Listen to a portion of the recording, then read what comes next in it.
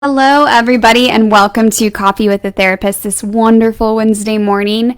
Today, I'm actually going to answer a question from TikTok, and I'm going to read it from the comment. It said that I'm struggling to write my fourth step in my 12-step program. Any suggestions? So, I honestly had to do a little bit of research because I am not somebody who typically works with addictions. Now, that will come with the work that I do in trauma and eating disorders. However, it's not like I'm super familiar with AA, so I want to be very crystal clear that I am no AA guru.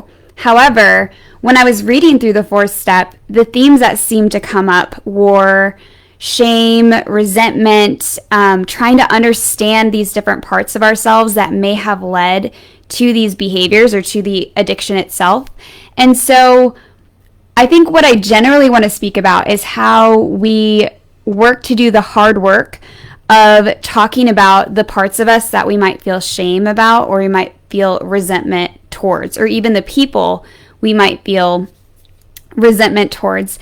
And so I do IFS work with people. Now I'm not certified in that either, but I do love the language of parts work, because essentially with parts work, we talk about how we all have these different parts of us.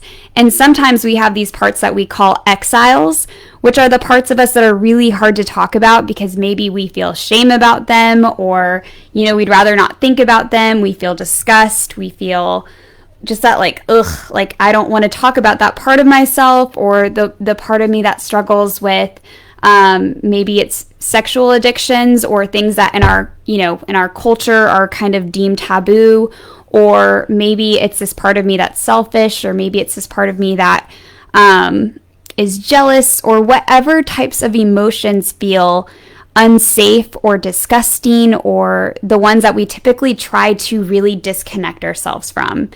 And sometimes I see this in trauma work where people will talk about who they are now versus who they used to be.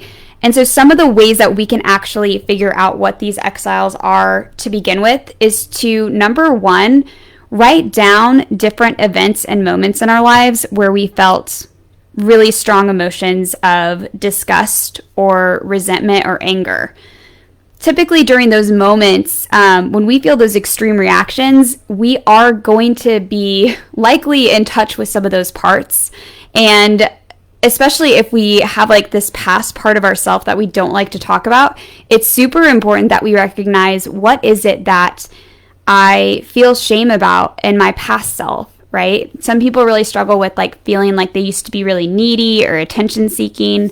And the reason why I love parts work is after we're able to identify all these different parts of ourselves and the parts that we tend to exile, we can also take a curious and compassionate look at them, and almost it's as if we invite them to tea. That's kind of the phrase that I like to use. We sit them down and we're like, okay, I wonder why maybe my neediness was useful, or maybe that was the way that that part was trying to survive what was going on in my life at that time. Looking back, you might be like, ugh, I don't like that, and I don't like that I use that method, right? Or it could have been your addiction to alcohol. It could have been addiction to sex. It could have been the ways that you treated people that you now look at and you're like, ugh. I think, sometimes two people recognize as they're going through some work, they're like, I was a bully, or I did this thing that I now am so disgusted with. And instead of disconnecting from that part and just trying to bury it and pretend like it never happened, which, if that worked, I'd be like, great, we can do that. We can just put those parts in a grave and never, ever talk about them. But the problem is they do end up impacting our lives now. And if we don't ever resolve them or try to understand why they exist or when they come out in our lives, so typically if we do bury them, they will still start to come out in different times in our lives, especially when we're stressed, or if we're feeling triggered, or if we're going through something like going through a toxic relationship. That's typically when those parts might come out again. And so it's not only important to understand the purpose that they serve, but also what's their pattern in my life? When do they come out in my life? So that you can have some compassion for yourself if you're starting to act like those parts again, and kind of pause and say, what's going on right now that I might need to look at and address so that I'm not needing this part to take over my life, right? Because I know that these parts, they all serve a purpose, even though a lot of us look at them and they're like, no, these are just the hurtful parts. These are just the bad parts of myself.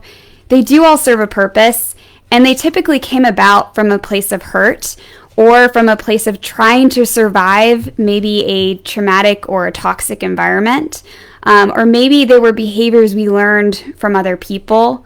And again, especially with addiction, it serves such a purpose of trying to numb, trying to protect, trying to cope when we don't feel like we have other parts of us or other ways and means to cope and deal with things. So as I was reviewing the 4th step, generally speaking, I think what I love about it is that it really helps people look at these different parts of themselves that they've exiled, and maybe even the people in their lives that they've exiled, and really trying to understand it from not only taking ownership and accountability and acknowledging that those parts of us exist. And by the way, they exist for every single one of us, myself included. But also that we're able to really take a compassionate lens towards them and understand why those parts come out and maybe what purpose they serve in our lives, because they do have a purpose. And if you're really struggling to do that on your own and connect those dots, this is where maybe having a really safe friend or a therapist, right? A therapist who is really good at working on these parts with people, and an addictions therapist, probably preferably if you have that option. This is where they can come in and help you connect those dots and ask specific questions and kind of guide you along this trail of really starting to understand yourself. And the other cool thing about parts work is we're not just going to talk about the stuff that is really hard and icky and but we're also going to talk about your strengths and the ways that you're resilient. And when those parts come out, and understanding when you're living in your true core self, and then what might be happening in your life when you tend to gravitate towards these other parts of yourself and you're not really living in alignment with your, what we call your core healthy self. That's the languaging I know to explain it to people. If you have any questions about that, I'm so happy to answer them. But hopefully overall, this gave you a general overview of what that 4th step is, maybe some ways of connecting those dots. And if you're still struggling with that and you're like, those questions aren't really coming to me easily, and I'm not really able to think of these moments in my life when I felt those extreme emotions or guilt or ickiness, then definitely work with a therapist or someone that can help you connect those dots, because it's totally worth the work. And when we do that, we start to really resolve the issues that pull us towards these addictions and pull us towards these other things in our lives that at the time feel like they're coming from nowhere, right? And until we resolve the things that are really underlying it that we're not processing at our conscious level in the moment, we will continue to engage in those patterns and be really confused as to why we're doing them. Because again, when you're in the moment, you're not thinking about these things. These are all the things that are happening in the background. All right, y'all, I hope you have a wonderful Wednesday. Thank you for having coffee with me this morning, and I will talk to you tomorrow.